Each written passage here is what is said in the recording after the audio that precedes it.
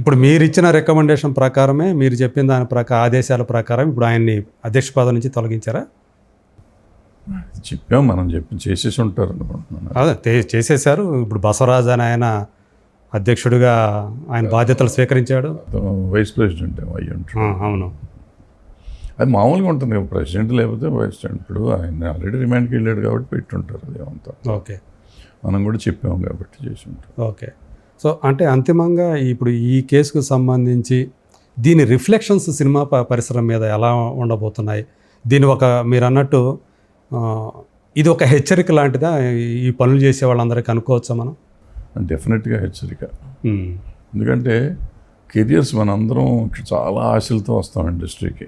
ఎవరు వచ్చినా కానీ, ఇప్పుడు నేను ఇంకా ఆశలే ఉంటాయి, కానీ మేము వచ్చిన వయసులో, ఇప్పుడు వస్తున్న పిల్లల వయసులో చాలా ఆశలతో వస్తారు.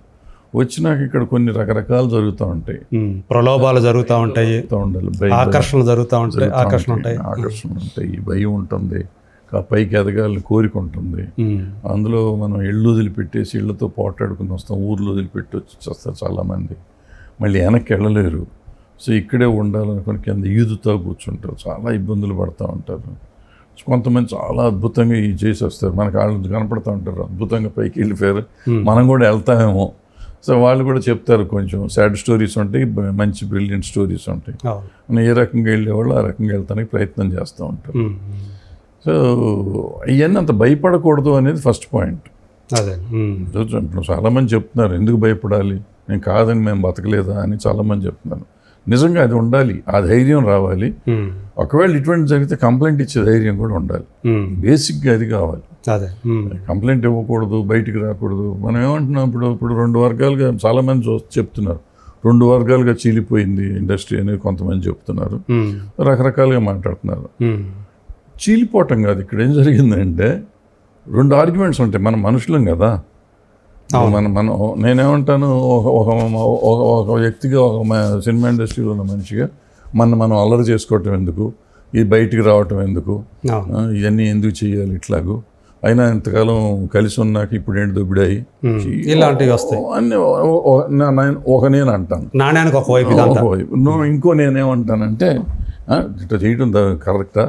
చిన్నపిల్లల్ని మోసం చేసేసి ఇంత చేస్తారా, డామ్ డూమ్ అసలు పని చేసుకునేవరా, ఎట్ట చేయనివరా, ఆడపిల్లకి ఎంత అన్యాయం జరుగుతుందా? అది కరెక్ట్, ఇది కరెక్ట్. ఏది కరెక్ట్ అంటే తప్పు జరిగిందా లేదా అని చూసుకున్నాక మనం చెప్పాలి. అట్లా రెండుగా విడిపోయింది. సో ఈ ఆర్గ్యుమెంట్ చేసేవాళ్ళు ఒక బ్యాచ్, ఈ ఆర్గ్యుమెంట్ చేసేవాళ్ళు ఒక బ్యాచ్.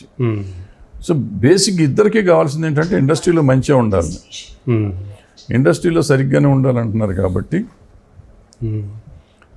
సో ఇద్దరు చెప్పాల్సింది ఏంటంటే, రెండు వర్గాలు చెప్పాల్సింది ఏంటంటే, ఇండస్ట్రీలో ఈ అల్లరి లేకుండా ఇటువంటి కండిషన్స్ ఒకవేళ ప్రివేల్ అయితే అవి జరగకుండా చూడాల్సిన బాధ్యత మనందరి మీద ఉంది అనేది అందరూ యాక్సెప్ట్ చేస్తున్నారు. అవును, అందరూ యాక్సెప్ట్ చేస్తున్నారు, ఎవరు కాదంటున్నారు.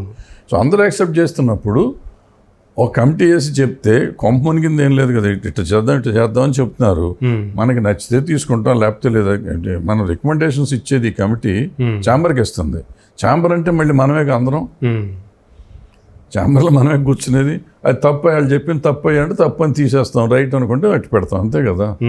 దాని మీద ఎంత గొడవ పడాల్సి మనం ముక్కలు అయిపోవాల్సిన అంత అవసరం ఏం లేదు. ఇక్కడ ఏంటంటే తమ్మారెడ్డి భరద్వాజ్ లాంటి ఒక ఫిగర్, ఒక పెద్ద ఆయన ఇక్కడ ఉన్నప్పుడు రిడ్రెసల్ ప్యానల్లో ఉన్నారు.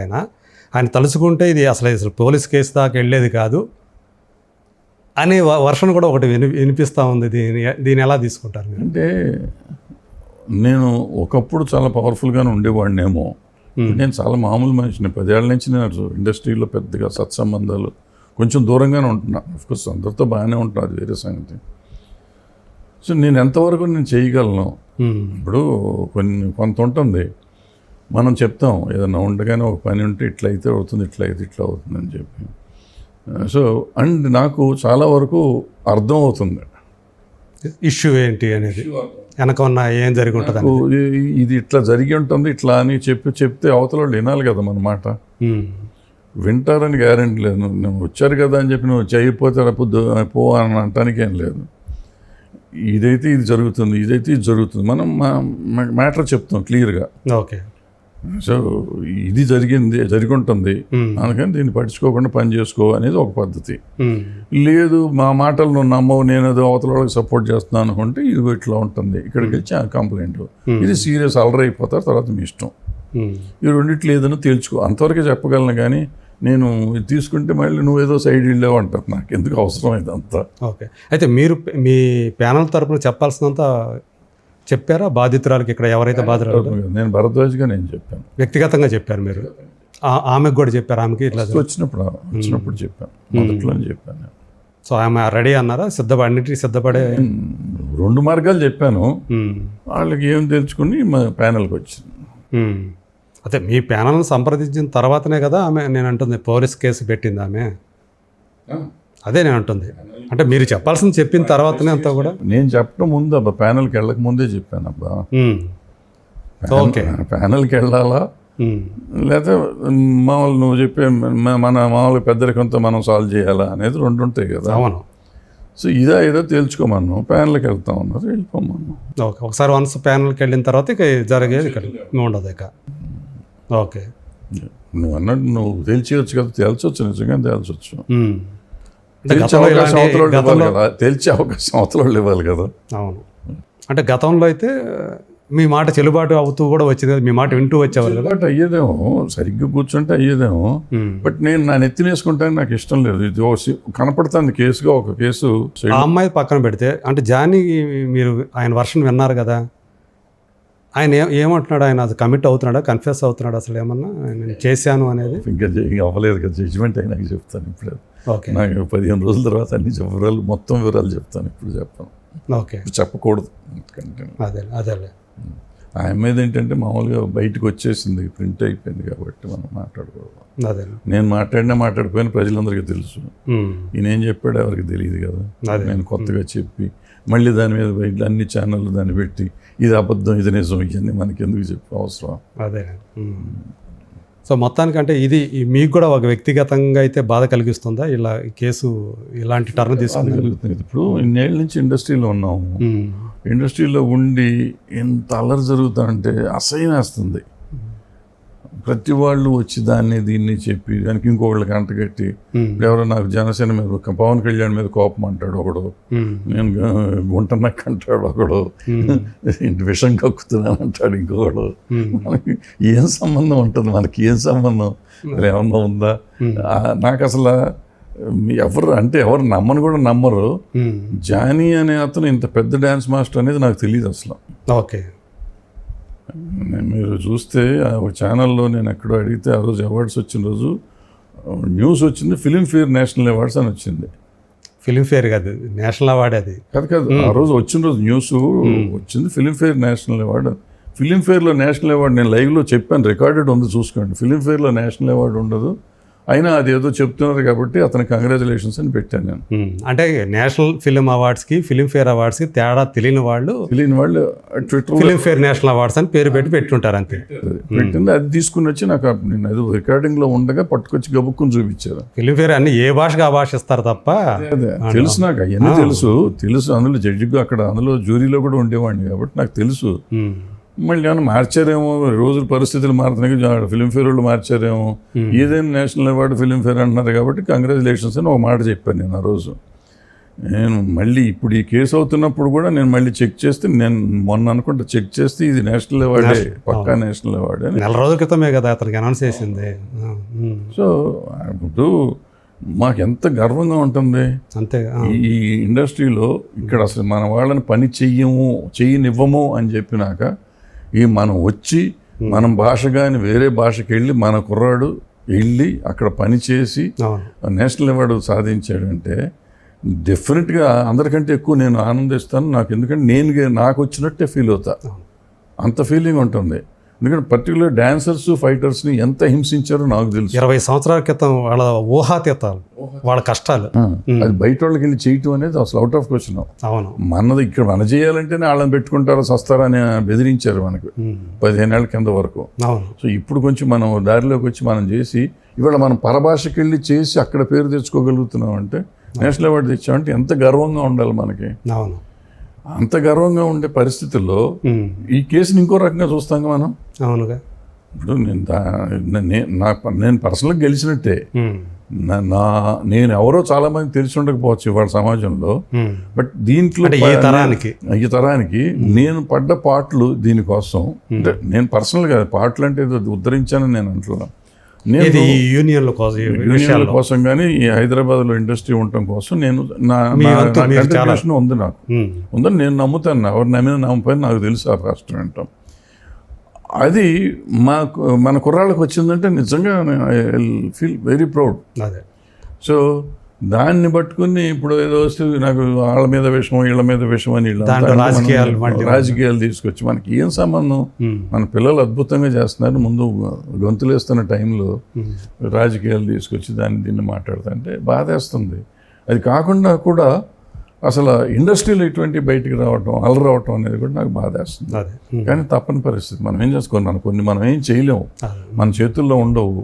అంటే ఆల్మోస్ట్ 2000 సంవత్సరంకు ముందు వరకు కూడా ఇక్కడ అన్ని రకాలుగా స్ట్రగుల్ అవుతూనే ఉన్నాళ్ళే. వీళ్ళంతా కూడా డాన్సర్లు కానివ్వండి, మీరు అన్నట్టు ఫైటర్స్ కానివ్వండి, ఎంతగా స్ట్రగుల్ అయ్యారు వాళ్ళకి. చాలా పని చేయని వాళ్ళది ఆపేసేవారు, షూటింగ్ల మధ్యలో వెళ్ళగొట్టారు. మన ఇంట్లోంచి వెళ్ళగొట్టే పరిస్థితి కదా. మనం హైదరాబాద్లో మనం పని చేసుకుంటే అంటే ఎవడో వచ్చి నువ్వు పని చేస్తానికి వీల్లేదంటే అసలు ఏ పరిస్థితులు ఉండేవాళ్ళం మనం ఇక్కడ. ఎంత మీకు పర్సంటేజ్ ఇస్తాం, మీరు 30% తీసుకోండి, 50% తీసుకోండి, మేము ఇస్తాము తీసుకోండి అని ఎదిలిచ్చినట్టు చేసి ఎంత హీనంగా చూశారు. ఇవాళ మనం ఇస్తామనే పరిస్థితికి వచ్చాయి. అదే మీ నుంచి కావాలని చెప్పి అడుగునే పరిస్థితికి ఎదిగింది ఇది ఈరోజు.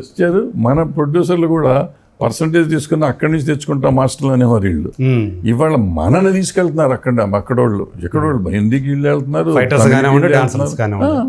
అన్నిటికీ మన వాళ్ళు వెళ్తున్నారు ఇక్కడి నుంచి. ఎక్కడికి వెళ్ళింది, ఎక్కడ తీసుకెళ్ళాం ఇండస్ట్రీని. మీకు అవన్నీ తలుచుకుంటే ఏమనిపిస్తుంది? మీరు పడ్డ స్ట్రగుల్స్ ఏవైతే ఉన్నాయి హైదరాబాద్ ఇక్కడికి వచ్చిన కొత్తలో, చాలా గర్వంగా ఉంటుంది. అదే తర్వాత లేటర్ స్టేజ్లో మనం లేకపోయినా మన పిల్లలు అంత డెవలప్ అయ్యారు కదా. ఈ ఫైట్లు డ్యాన్సులకి మనం క్లాసులు పెట్టేవాళ్ళం. నీకు తెలీదే, మన ఎవరు సంతోషం సురేష్ కూడా మాకు క్లాసులు ఉండేవాడు. FDCలో డ్యాన్స్ క్లాసెస్ పెట్టాం, దాసనారాయణ గారు పెట్టి అక్కడ రోజు రిహార్సల్ చేయించేవాళ్ళం 40 మంది కుర్రాళ్ళకి. డాన్సర్స్ లేరని, అందులో సంతోషం సురేష్ కూడా ఒక మనిషి. డాన్స్ నేర్చుకునేవాడా? అట్లా చేసాం. ఆ తర్వాత పాపం రాకేష్ మాస్టర్ తిరుపతి నుంచి అమ్మాయిలను తీసుకుని వచ్చాడు, 30 మంది అమ్మాయిల్ని తీసుకొస్తే వాళ్ళని అక్కడ పెట్టారు. అక్కడ మన ఇప్పుడు డ్రైవర్స్ యూనియన్ ఉంది కింద షట్టర్లో, వాళ్ళంతా 30 మంది అక్కడే ఉండేవారు. డైరెక్టర్స్ యూనియన్ దగ్గర ఇప్పుడే డ్రైవర్స్ యూనియన్ ఉండి అందులో ఉండి వాళ్ళంతా అక్కడ చేసి వాళ్ళతో వచ్చి అతను తీసుకొచ్చాడు. మన ముకురాజ్ మాస్టరు, ఆయన పిల్లల్ని ఆయన దగ్గర తీసుకొచ్చేవారు. సో వీళ్ళందరూ తీసుకొచ్చి వీళ్ళు చేసిన కష్టం, ఎంత కష్టం ఉంది వాళ్ళ ఇండస్ట్రీ నిలబడతాను, ఐ మీన్ ఆ యూనియన్ నిలబడటానికి, డాన్సర్స్ ఇవాళ రావటానికి. ఆ పిల్లలంతా వీళ్ళంతా ఆయన అసిస్టెంట్లే కదా. ఇప్పుడు ముకురాజ్ గారి అసిస్టెంట్లు ఈ పిల్లలంతా, రాకేష్ దగ్గర నుంచి టాప్ ఉన్న వాళ్ళంతా. ఆయన రాకేష్ బయట నుంచి వచ్చాడు, వచ్చి అసిస్టెంట్ అయ్యాడు, వేరే సంగతి. సో అందరూ ఇవాళ నెంబర్ 1 ఇండియా నెంబర్ 1లో కూడా ఆయన దగ్గర పనిచేసిన. సో ఆయన కంట్రిబ్యూషన్ ఆ యూనియన్కి అంత ఉంది. సో వీళ్ళందరూ చేసిన కష్టాలు ఇవాళ వచ్చినాయి. ఫైటర్స్ యూనియన్ అప్పుడు రాజు మాస్టర్ అప్పుడు వచ్చేసాడు, మధ్యలో మనకు గొడవ వచ్చి పీటర్ హైన్స్ వాళ్ళు తీసేస్తే పీటర్ హైన్స్ వచ్చి ఇక్కడ వచ్చేసి పెట్టాడు. రకరకాల సమస్యలు ఉన్నాయి, వీళ్ళంతా చేశారు మనకి. చేస్తే వాడు వచ్చి ఏ పరిస్థితికి వచ్చామంటే మొత్తం మన్నే ఇక్కడి నుంచి తీసుకెళ్లే పరిస్థితికి వచ్చాం. అంటే చాలా మంది వచ్చి ఇక్కడ యూనియన్లో చేరారు. అక్కడ వాళ్ళు కాదంటే వచ్చారు. చెన్నైకి కూడా చెప్పాం కదా, అక్కడ కాదంటే ఇక్కడ కార్డు ఇచ్చాం. ఇప్పుడు రీసెంట్ కదా, 3-4 years బ్యాక్ ఇచ్చి అక్కడ పనిచేయకపోతే కాదు చిన్మయ్యకి, పీటర్ హైన్స్ కూడా ఇచ్చాం. పీటర్ హైన్స్ కూడా అట్లానే కదా వచ్చింది. సో ఇట్లా పీటర్ హైన్స్ అప్పటికి టాప్ మాస్టర్, రాజు మాస్టర్ అప్పటికి top master, Chinmayi top singer, top dubbing artist. ఆవిడని కూడా వాళ్ళు అక్కడ ఆపితే ఇక్కడికి తీసుకొచ్చేసాం మనం ఈ మధ్య. అదే ఇష్యూ వల్లే ఆపేశారు అక్కడ ఇయర్స్ బ్యాక్. సో ఇట్లా మనం తీసుకొచ్చి మన దగ్గర నుంచి తీసుకొచ్చి వెళ్ళాం. మన అసలు ముందు మనకి కాన్ఫెడరేషన్లోకి వెళ్ళాము అన్నారు, మన గుర్తింపు రాదన్నారు. అటువంటిది గుర్తింపు రావటం కాకుండా కాన్ఫెడరేషన్కి నేను ప్రెసిడెంట్ అయ్యాను. అంతకంటే ఏం మనం సాధించాల్సింది సాధించేసాం మనం. సో ఇప్పుడు పిల్లలు సాధించారు, వీళ్ళంతా పెద్దవాళ్ళు అయిపోయారు. అప్పుడు చాలా చిన్నపిల్లలు, వీళ్ళంతా 25 ఏళ్ళు 20 ఏళ్ళు కూడా ఉండేవాళ్ళు కాదు. ఈ పిల్లలంతా వీళ్ళ 30 ఏళ్ళు 40 ఏళ్ళు వచ్చేసినాయి. వీళ్ళు ఇరగబాతున్నారు ఇప్పుడు. సో ఎంత గర్వంగా ఉంటుంది, మన పిల్లలు మన ముందు కళ్ళ ముందు పైకి వస్తుంటే అంత పేరు ఫుడ్ కూడా లేకుండా పోతారు అనుకున్న బ్యాచ్ ఇవాళ దేశం గర్వించే స్టేజ్కి తీసుకెళ్ళినాక వాళ్ళని చూసి మనం గర్వపడతాం, కానీ ఈర్ష్యపడతాం. ఎందుకు ఈర్ష్యపడతాం? పడతామని ఎవడన్నా చెప్తే దానికి దానికి బాధపడతాను. నేను పడుతున్నాను అని చెప్తా అంటే నేను బాధపడుతున్నాను, నాకు వేరే దానికి ఏం బాధ ఉంటుంది కానీ. సో ఇట్లా జరుగుతుంది. సో ఇలా ఇంత ఎదిగి ఇక్కడ ఈ స్థాయికి వచ్చిన తర్వాత ఇలాంటి ఒక ఇన్సిడెంట్ అనేది ఇలాంటి చోటు చేసుకోవటం అనేది అది కూడా బాధాకరమైన విషయం. జరిగిందో లేదో అనేది మనకి ఇంక పూర్తిగా తెలియదు కాబట్టి. అంటే ఇక్కడ ఏంటంటే కొన్ని కండిషన్స్ ఇంకా మారలా యూనియన్స్లో, మనుషుల్లో కూడా నిజంగా మనలో కూడా కొంతమందిలో తప్పు ఉంది. ఇతనిలో ఉందని నేను అంటలేదు, మనుషుల్లో ఉంది, మగ ఆడ ఇద్దరిలోనూ. ఓన్లీ మగవాళ్ళే దుర్మార్గులు, ఆడవాళ్ళు మంచివాళ్ళు నేను అంటలేదు. వాళ్ళలోనూ ఉంది, వీళ్ళలోనూ ఉంది.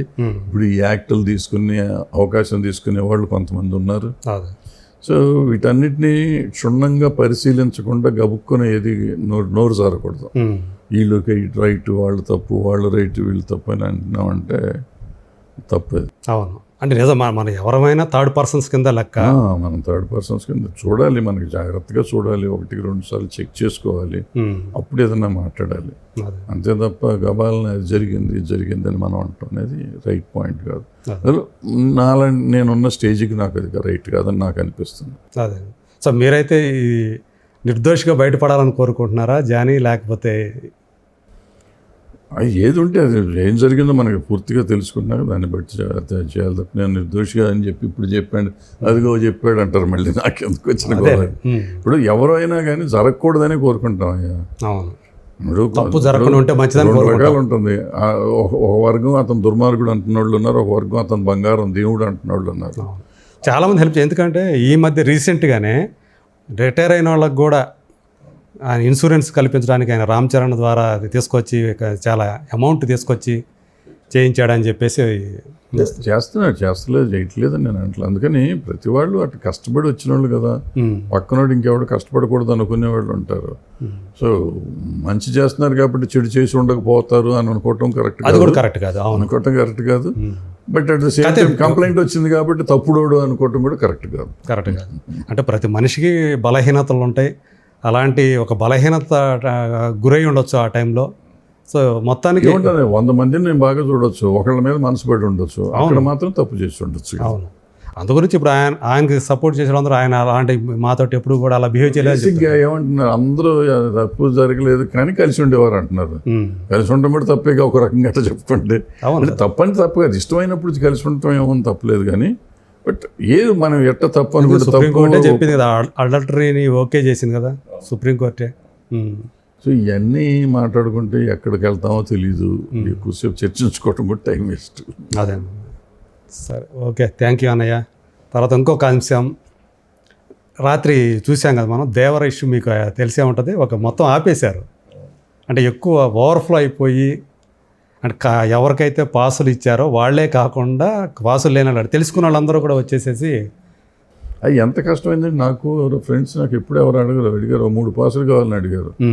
నేను అడిగితే నాకు ఎవరు ఇవ్వలేదు. అంటే ఎవరిని అడిగాను, నేను ఛాంబర్లో ఎవరికో చెప్పాను, దొరకలా పాసులు. తర్వాత రాత్రి ఫోన్ చేసి వాళ్ళకి టీవీలో స్క్రోల్ చేసి క్యాన్సిల్ అయిపోయింది, పాస్ లేదని బాధపడొద్దని చెప్పి వాళ్ళకి. అంటే వాళ్ళంతా బేసిక్ ప్రాబ్లం ఏంటంటే వాళ్ళంతా వాళ్ళే ఆంధ్ర వాళ్ళకి అనుకుంటా. మేము గుడివాడల దగ్గర అప్పుడు ఊర్లో వెళ్ళాము. ఆ రోజే భయం వేసింది నాకు, మనం ఇటువంటి ఫంక్షన్లు చేయటం ఎంతవరకు కరెక్టు. ఆ రోజు 2-3 చచ్చిపోయారు అనుకున్నాం ఆ ఊళ్ళో. నేనే లాగా బయటికి పడిపోయి ఉంటే జనంలో స్టేజ్ మీదకి లాగి తొక్కిసలాడు స్టేజ్ మీదకి లాగి నీళ్లు పోసి లేపి చేస్తానికి 15 నిమిషాలు పెట్టింది. సో ఈ ఫ్యాన్ఫేర్ అప్పుడే ఎంత ఉంటే ఇవాళ ఎన్టీఆర్కి ఎంత ఉంటుంది? మనం talking about 10-15 years back. 15 years అయిపోయింది దాటిపోయింది. మరి ఇవాళ ఎట్లా ఉంటుంది ఆయనకి? ఆ రోజున ఆయన అంత హడావిడి ఉంటే. సో ఇప్పుడు మరి న్యాచురల్గా ఉంటుంది. వీళ్ళు ఇటువంటి కొంచెం జాగ్రత్తగా చేయాల్సిన అవసరం ఉంది. ఇప్పుడు ఫ్యాన్స్ కోసం మనం చేయాలి. ఫ్యాన్స్ రెగ్యులర్గా ఫ్యాన్స్, అంతకుముందు కూడా ఎన్టీఆర్ ఫ్యాన్స్ చిత్తూరులోనే అక్కడ మోటార్ సైకిల్ మీద చచ్చిపోయారు, పడిపోతాయి, ఫంక్షన్కి వెళ్ళి వస్తాను. సో కట్అవుట్ గట్టితో చచ్చిపోయిన వాళ్ళు ఉన్నారు. ఈయన ఫ్యాన్సే కదా చాలామంది ఫ్యాన్స్. సో ఫ్యాన్స్ ముందు జాగ్రత్తగా ఉండటం చాలా అవసరం. ఇప్పుడు టీవీలు ఇంతకు ముందంటే మనకి ఏమి ఉండేది కదా, అక్కడే కావాలనుకునే వాళ్ళం. కాబట్టి ఇప్పుడు ఇంత ఛాన్స్ వచ్చింది కాబట్టి రాత్రి కూడా పాసులు ఎవరికైతే లేవో వాళ్ళ లోపల పంపించలేదని వాళ్ళు ఫర్నిచర్ అక్కడ మొత్తం అద్దాలు ధ్వంసం చేసేసారంట. మామూలుగా చేస్తూ ఉంటారు. ఇప్పుడు ఫ్యాన్స్ అనే వాళ్ళకి హక్కు ఉందనుకుంటారు వీళ్ళు. ఈ పాసులు ఇవన్నీ కూడా నైచెళ్తా మేము చూడాలి, ముందు మా దేవుడిని చూసుకోవాలి కదా, వాళ్ళకి దేవుడే కదా హీరో. అవును. సో మా దేవుడిని మేము చూసుకుంటానికి రావాలి అనుకుంటారు, వస్తూ ఉంటారు. వచ్చినప్పుడు ఇది ఉంటుంది. అందుకని ఆ చేసేది ఏదో పకడ్బందీగా చేసి సరైన ఓపెన్ ఏరియా చేశారు, ఎన్ని లక్షల మంది అన్న వచ్చేటట్టుంటే ఈజీగా ఉంటుంది. అక్కడ ఇంతకుముందు కూడా అట్లా ఓపెన్ ప్లేస్లో కూడా మనం చూసాము. అది రామానాయుడు స్టూడియో అక్కడ, అది నానక్రామ్ కూడా అక్కడ కూడా ఇది జరిగింది కదా, తొక్కిసలాట జరిగింది కదా, జరిగి అప్పుడు కూడా ఒకరు ఇదైపోయారు. సో ఓపెన్ ప్లేస్లో పెట్టినా కూడా సమస్య ఉంది అక్కడ. ముందు ఇది ఉండాలి, సెక్యూరిటీ లేకుండా ఏది చేయకూడదు. బట్ అన్కంట్రోలబుల్గా ఉంటుంది. ఇప్పుడు ఎంత చేసినా కూడా ఇప్పుడు ఎంతమందిని పెడతాం సెక్యూరిటీ అంటాం, 300, 400, 1000 మందిని పెడతాం. మనకు వచ్చేదో 1,00,000 మంది అయ్యా. ఎవరు 1000 మంది ఏం చేస్తారు, 1,00,000 మంది మన దోసి వెళ్ళిపోతారు. ఎప్పుడు చూడలేదు పోలీసులు స్టేజ్ మీదకి ఎక్కి మైకు తీసుకొని ప్రశాంతంగా ఉండమని చెప్పడం, ఫ్యాన్స్ని అల్లరి చేయొద్దు చెప్పడం అనేది అసలు మనం ఈ మధ్యకాలం చూసామా? సో ఇలాంటి ఇప్పుడు ఇది చూసిన తర్వాత అసలు ప్రీ రిలీజ్ ఈవెంట్లు పెట్టాలంటేనే భయపడే పరిస్థితి వచ్చేస్తున్నట్టు ఉంది. అదేం లేదు. ఇప్పుడు మనకి ప్రాబ్లం ఏంటంటే ప్రీ రిలీజ్ ఈవెంట్ అనేటప్పటికీ మనం దాన్ని ఎక్కువ చెయ్యాలి. అందులో 3 ఏళ్ల నుంచి ఆయన సినిమా రిలీజ్ అవ్వాలి, వాళ్ళకి అది ఒక ఉంటుంది, ఆయన వస్తాడు చూద్దాం అనేది ఉంటుంది. సో ఈ ప్రమోట్ చేయకపోతే బాగోదు, ప్రమోట్ చేస్తే ఇట్ అవుతుంది. ప్రమోట్ చేయకుండా మనం ఇప్పుడు సైలెంట్గా మనం చేసాం అనుకోండి, హైదరాబాద్లో ప్రోగ్రామ్ చేసేసాం, పాస్లు ఇచ్చేసి పబ్లిసిటీ లేకుండా మనం ఏం చేస్తాం, ప్రీ రిలీజ్ ఈవెంట్ ముందు నుంచి వేస్తాం, కౌంట్ డౌన్లు వేసుకుంటూ వస్తాం. ఒకరోజు ముందు ఇవాళ ప్రోగ్రామ్ అనుకోండి, రాత్రి 10ంటికి పెడితే సోషల్ మీడియా ఊరికే వచ్చేస్తుంది, పొద్దుటే తెలుస్తుంది. బయలుదేరి వస్తానికి కూడా సగం మంది మోర్ దెన్ 50% వచ్చేవారు కాదు. అవును. రాత్రి పెడితే పొద్దున వస్తే టీవీలో మర్నాడు టీవీలో చూసుకునేవారు, లేకపోతే లైవ్ పెడతాం కాబట్టి లైవ్ టీవీలో చూసుకునేవారు. అదే ముందు చెప్పలేదని తిట్టుకునేవారు కానీ చూసేవారు. సో ఇటువంటి జాగ్రత్తలు కొన్ని జాగ్రత్తలు ఇదని కాదు, ఇటువంటి ఏదైనా తీసుకుని ఏదైనా చేసుకుంటే బాగుంటుంది తప్ప లైవ్లు పెడితే డెఫినెట్గా ఇదే ప్రాబ్లం ఉంటుంది ఫ్యాన్స్తో. వాళ్ళ జీవితాలతో మనం ఆడుకుంటానికి మనకు హక్కు లేదు. వాళ్ళు మన ఎంత ప్రేమించి మన కోసం చచ్చిపోతానికి తయారైన మనుషుల్ని మనం ఇటువంటి పెడితే పాపం వాళ్ళు చూద్దామనే తాపత్రయం ఉంటుంది. అభిమానం కొద్దీ వస్తారు వాళ్ళు. అదే అప్పుడు వాళ్ళని అదుపు చేయడం అనేది కష్టమైపోతూ ఉంటుంది. వాళ్ళని కొట్టలేము, తిట్టలేము, లాఠీ చార్జ్ చేస్తే మళ్ళీ మనకే బాధ. లాఠీ చార్జ్ కూడా జరిగింది రాత్రి. ఇవన్నీ మనకి బాధే కదా. చూస్తా మన పిల్లల్ని మన ముందు కొడతా ఉంటే మనకి బాధ, విన్నా కూడా బాధే కదా, హీరోలు బాధపడతారు కదా. అవును. ఇవన్నీ చాలా కష్టమైంది, జాగ్రత్తగా ఉండాలి. ఎంత అంటే నేను అనేది మామూలుగా ఫంక్షన్ చేసేసి టీవీలో రిలీజ్ చేస్తే అయిపోయినా ఉంటారు, 1000, 2000, 3000 మంది అట్టగా వస్తారు. అవును. వాళ్ళు ఫంక్షన్ తెలిసిన వాళ్ళే వస్తారు. మనం ఇన్విటేషన్ వీళ్ళకి ఏంటంటే చాలా గ్రాండ్గా చేయాలని ఒక తాపత్రయం ఉంటుంది. అదే ఇప్పుడు అది ర్యాట్ రేస్ అయిపోతుంది. ప్రొడ్యూసర్లు పలానా హీరోకి 10,000 మంది వచ్చారు, మనకి 20,000 మంది రావాలి, ఇదిగో అక్కడ 20,000 మంది వస్తే మనకు 1,00,000 మంది రావాలి, వాళ్ళు అవుట్డోర్ చేస్తే మనం ఇంకో పెద్ద స్టేడియంలో చేద్దాం. ఇట్లా మన ర్యాట్ రేస్ లాగా చేసుకుని హీరోలను ఇంప్రెస్ చేయడానికి ప్రొడ్యూసర్లు చేస్తున్నారు కదా. అంటే ప్రొడ్యూసర్లు తప్పని నేను అంటలేదు, ఎవళ్ళకి తన సినిమా బాగుండాలి, ప్రమోట్ అవ్వాలనే తాపత్రయంలో వాళ్ళు కొన్ని తెలియక చేసే తప్పులు అంతకంటే లేదు. అంటే జాగ్రత్తగా చేసుకుంటే తప్పేం లేదు, ఎన్నన్నా చేయొచ్చు. ఎంతోమంది ఈవెంట్లు చేస్తున్నారు, బ్రహ్మాండంగా చేయట్లేదు. అవును. సో ఈవెంట్ జాగ్రత్తగా చేసుకుంటే, అంటే సెక్యూరిటీ అనేది బాగా టైటన్ చేసింది చేయాలి. ఎంట్రీ పాయింట్ నుంచి అంతా జాగ్రత్తగా ఉండాలి. అవును. ఇలాంటి హీరోలకి జరిగేటప్పుడు ఇంకా చాలా జాగ్రత్తగా, అంటే గతంలో మనకు అనుభవాలు ఉన్నప్పటికీ కూడా తగినంత మరి ఈ విషయంలో సెక్యూరిటీలో శ్రద్ధ తీసుకుంది. ఎంతసేపుగా అయినా కానీ హీరోలకి ఫ్యాన్స్ అంటే ప్రాణం. అవును. వాళ్ళు దాని మీద స్ట్రిక్ట్గా చేయమని చెప్పలేరు. వాళ్ళు చూసి చూడనట్టు ఉండండి అనే లెవెల్లోనే ఉంటారు వాళ్ళు. వాళ్ళని కాదని వీళ్ళు చేయలేరు. సో వాళ్ళని కాదని చేయలేకపోతే ఇట్లాగే జరుగుతూ ఉంటాయి. రైట్, థ్యాంక్ యూ అన్నయ్య. ఇంకా లాస్ట్ ఒక్క పాయింట్, హైడ్రా కూల్చివేళ్తుంది అనేది దీని గురించి ఏం చెప్తారంటే, మనం చూస్తామంటే కొన్ని చాలా హృదయ విదారకంగా కనిపిస్తూ ఉన్నాయి. సో ఒక తండ్రి ఒక కూతురు వాళ్ళిద్దరూ కూడా రోధిస్తూ ఉంటారు, అంటే వీళ్ళు కూల్చివేసినవి కొన్ని. ఇక్కడ అంటే మంచి విషయమే, ఇక్కడ చెరువుల్ని కబ్జా చేసి అక్కడ కట్టడాలు కట్టిన వాటిని నిర్మూలించడం అనేది, తీసేయడం అనేది మంచి పనే. కానీ ఇక్కడ ఏం జరుగుతూ ఉంది, ఒక సామాన్లు ఎంతో కష్టపడి సంపాదించుకున్న డబ్బు, అది బఫర్ జోనా ఎఫ్టీఎల్లా ఏమీ తెలియదు వాళ్ళకి. వాళ్ళు అనుమతులు ఇచ్చారు, కడుతున్నారంటే ఖచ్చితంగా గవర్నమెంట్ అనుమతులు ఉన్నాయి కాబట్టి కడుతున్నారు. కాబట్టి మనం కొనుక్కోవచ్చు అనే అభిప్రాయంతో వాళ్ళు కొంటారు. ఇప్పుడు ఎన్ని సంవత్సరాల తరబడో కష్టపడి కూడా పెట్టుకుంది. కానీ ఇప్పుడు ఇలా ఆ కష్టమంతా కూడా రాత్రికి రాత్రి మొత్తం నేలపాలైపోతే, వాళ్ళ జీవితకాలం అంతా సంపాదించుకున్నంత పోతే, రోడ్డును పడిపోతే ఎవరిది ఇక్కడ బాధ్యత ఎవరిది? అంటే రేపొద్దు పోయినసారి పలానా గవర్నమెంట్ ఉంది, రేపొద్దున రేవంత్ రెడ్డి ఆయన వస్తాడు, ఇట్లా అన్నింటిని కూలగొడతాడు, ఎవరికి తెలుస్తుంది? తెలియదు. దీన్ని ఎలా చూడాలి మనం? అంటే అధికారులకి ఏమవుతుందో తెలియదు. దానికి అనుమతులు ఇచ్చిన అధికారుల మీద చర్యలు ఇంతవరకు ఒక్కరి మీద చర్యలు తీసుకున్నాడా? ఉన్నాం, ఒక్కటి రాలే మనకి. దీన్ని ఎలా చూడాలి అసలు? అంటే ప్రజల కోణం నుంచి చూడాలి కదా, ప్రభుత్వం ఉన్నది ప్రజల కోసం కదా. నేను హైడ్రా పెట్టినప్పుడే అప్పుడే నేను ఆ వీడియో ఒకటి పెట్టాను.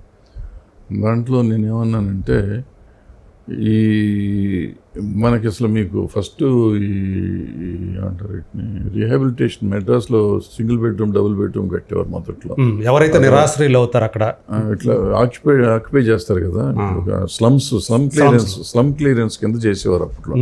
స్లమ్స్ అంటే ఆక్యుపై చేసిన ల్యాండ్. అవును, ఆక్యుపై చేసినా కానీ పాపం నువ్వు చెప్పినట్టు అక్కడ ఇక్కడ సంపాదించిందంతా తీసుకొచ్చి దాంట్లో పెట్టుకుని ఆ స్లమ్లో 50 గజాలు వాళ్ళు అమ్ముతారు.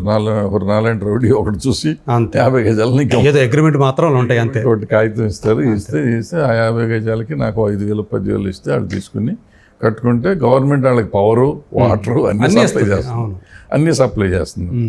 ఇప్పుడు ఆ తర్వాత వచ్చిన గవర్నమెంట్ వాళ్ళని అప్పుడు ఏం చేశారంటే, గవర్నమెంట్స్ వీళ్ళని తీసేయాలి, ఇట్లా కాదు, మంచి మంచి ఏరియాలన్నీ పోతున్నాయి కాబట్టి స్లమ్ క్లియరెన్స్ చేయాలని చెప్పి భారతదేశంలో స్లమ్ క్లియరెన్స్కి ఇళ్ళు కట్టి ఇవ్వటం మొదలెట్టి ఇళ్ళని ఖాళీ చేశారు.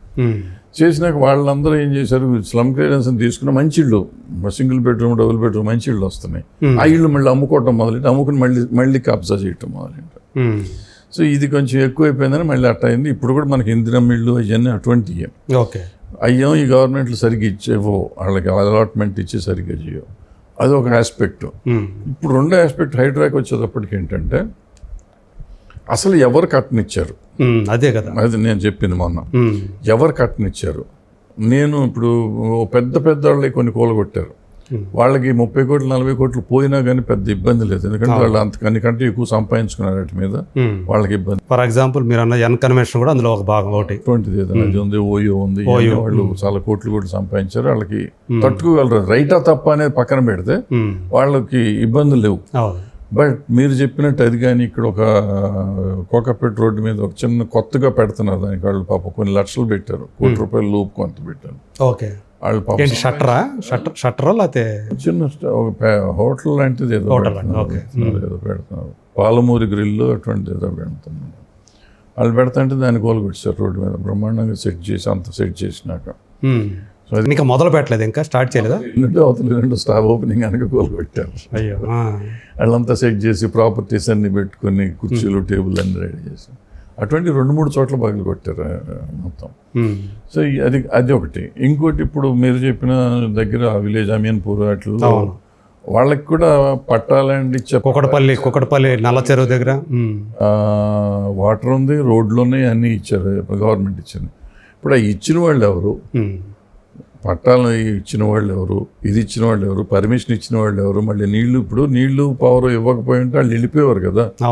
మీరు ఇచ్చారు కాబట్టి అన్ని గవర్నమెంట్ చట్టబద్ధంగా చేస్తుందని ఉంటున్నాము. అయ్యో అన్నీ ఉన్నాయి కాబట్టి కష్టాలు పడి ఏదో కూలీనాలి చేసుకుని సంపాదించిందంతా చిన్న చిన్న గట్టి రాయి పేర్చి దాన్ని ఏదో చేసుకుని ఉంటే అందులో ఉన్న సామాను కూడా ఇవాళ మొత్తం చేస్తే మళ్ళీ ఎప్పుడు సంపాదిస్తారు వీళ్ళు? మళ్ళీ ఎప్పుడు ఇల్లు వస్తుంది వీళ్ళకి? ఎప్పుడు పోతారు? సో వీళ్ళకి 100% రీహాబిలిటేషన్ చేసి వేరే ఇల్లు ఇచ్చి వాళ్ళని అక్కడ షిఫ్ట్ చేసినాక నువ్వు కూలగొట్టి ఏమన్నా చేసుకో, మనకు ప్రాబ్లం లేదు. అది లేకుండా మీరు చేయటం అనేది చాలా దుర్మార్గం. ఇది కాకుండా ఇది నిరాశలు చేశారు. ఇది కాకుండా ఆ పర్మిషన్లు ఎవరు ఇచ్చారో వాళ్ళ మీద చట్టబద్ధమైన చర్య ఎందుకు తీసుకోవట్లేదు? ఇప్పుడు నేనుంది, నాకు ఇల్లు పోయింది, నేను కట్టిన తప్పే, కట్టిన తప్పు కాబట్టి నా ఇల్లు కూలగొడుతున్నాను నేను, నాకు సరిపోతుంది. బట్ నేను ఎవరిని నమ్మాను? ప్రభుత్వాన్ని. నాకు ప్రభుత్వం కదా నాకు పర్మిషన్ ఇచ్చింది. ఆ ప్రభుత్వానికి ఏం సెట్ చేస్తారు? ప్రభుత్వ అధికారికి ఏం సెట్ చేస్తారు? ఇప్పుడు వాళ్ళంతా ఇప్పుడు మీరు చెప్పే లెక్క ప్రకారం వాళ్ళు లంచాలు తీసుకుని మమ్మల్ని కట్టనిచ్చారు అని మీరు అంటున్నారు. వాళ్ళు లంచాలు తీసుకుంటే ఆ డబ్బులు వాళ్ళ దగ్గర ఉంటాయి, ఆ డబ్బులు మాకు ఇప్పించండి, సింపుల్. ఏమైనా చేస్తారా? దానికి ఏమైనా ఉందా? వాళ్ళ మీద ఎందుకు చట్టం తీసుకోవట్లేదు? చట్టబద్ధతతో వాళ్ళని ఎందుకు రెస్పాన్సిబుల్ చేయట్లేదు? వాళ్ళని రెస్పాన్సిబుల్ చేయాలి కదా, చర్యలు తీసుకోవాలి కదా. తీసుకోకుండా మన ఆస్తిని అంతా ధ్వంసం చేస్తే ఎక్కడుంటారు ఈ వీళ్ళు? మిడిల్ క్లాస్ ఫ్లాట్స్ ఉన్నాయి, కడతారు, వాళ్ళు ఈఎంఐలు కడుతున్నారు. ఇప్పుడు ఇల్లు కూలగొట్టావు, ఉండటానికి ఇల్లు లేదు, అదికి వెళ్ళాలి, ఇంట్లో సామాన్ అంతా నాశనం అయిపోయింది, ఇల్లు సామాన్ కొనుక్కోవాలి, లేని దానికోసం, లేని ఆస్తి కోసం ఈఎంఐలు కడుతూ ఉండాలి. లేని ఆస్తికి ఈఎంఐ కట్టాలి, అద్దె కట్టాలి, మళ్ళీ సామాన్ కొనుక్కోవాలి. వీళ్ళు ఏమైపోతారు? మిడిల్ క్లాస్ అదే ప్రాణం పోతుంది వాళ్ళకి. అసలు తలుచుకుంటే అసలు అదే అప్పుడు చెప్తున్నారు, ఇంక మేము ఆత్మహత్య చేసుకోవడం తప్ప మాకు వేరే దిక్కు లేదు, దారి లేదు అని చెప్పి కూడా అంటున్నారు. నిజంగా దిక్కు లేదు, అంతే కదా. ఎక్కడి నుంచి ఉంటుంది? ఊరికే కనపడవచ్చు, స్కూటరో కారో ఉండొచ్చు, ఇంట్లో ఏసీ ఉండొచ్చు. ఇప్పుడు మనకి ఇంట్లో ఏసీ ఉన్న ప్రతివాడు రిచ్ మ్యాన్, కారు ఉన్నవాడు ప్రతివాడు రిచ్ మ్యాన్. అంటే ఇప్పుడు చొక్కా తీస్తే తెలుస్తుంది లోపల ఇన్ని బొక్కలు ఉన్నాయి. సో వాళ్ళందరినీ మనం consider middle class, lower middle class, poor, వీళ్ళు 3 సెక్షన్లు మాత్రం చాలా ఇబ్బంది పడుతున్నారు. ఆ విషయాన్ని కన్సిడర్ చేయాలి కదా ఖచ్చితంగా గవర్నమెంట్ అనేది. 100% చేయాలి, 100% చేయాలి. చేయకపోతే మాత్రం తప్పది. అది చేసి చెయ్యాలి. మిగిలిన పెద్దవాళ్ళే కొట్టుకుంటారు, ఏమన్నా చేసుకోండి, ప్రాబ్లం లేదు. కానీ వీళ్ళకి మాత్రం వాళ్ళని రీహాబిలిటేట్ చేసి ఏమన్నా చేస్తే బాగుంటుంది. ఓకే అన్నయ్య, thank you so much. So అన్నీ మాకు క్లారిటీ ఇచ్చినందుకు. సో ప్రధానంగా ఇది ఏదైతే మీ రీడ్రెసల్ ప్యానల్ ఉందో దానికి సంబంధించినటువంటి ఫుల్ క్లారిటీ అయితే ఇచ్చారు. ఏం జరుగుతుంది ఏంటనేది, ఇండస్ట్రీకి సంబంధించి మీరు ఏమి టేకప్ చేస్తారు, ఎలాంటివి, ఇవన్నీ కూడా. అంటే ఫర్దర్గా ఇదొక మీరు అన్నట్టు కేసు స్టడీగానే తీసుకున్నప్పటికీ కూడా దీన్ని ఒక ఎగ్జాంపుల్గానో లేకపోతే ఒక వార్నింగ్ లాగానో తీసుకొని మిగతా వాళ్ళందరూ కూడా జాగ్రత్త పడాలని పడతారు అని ఆశిద్దాం. థ్యాంక్ యూ సో మచ్ అన్నయ్య. Thank you.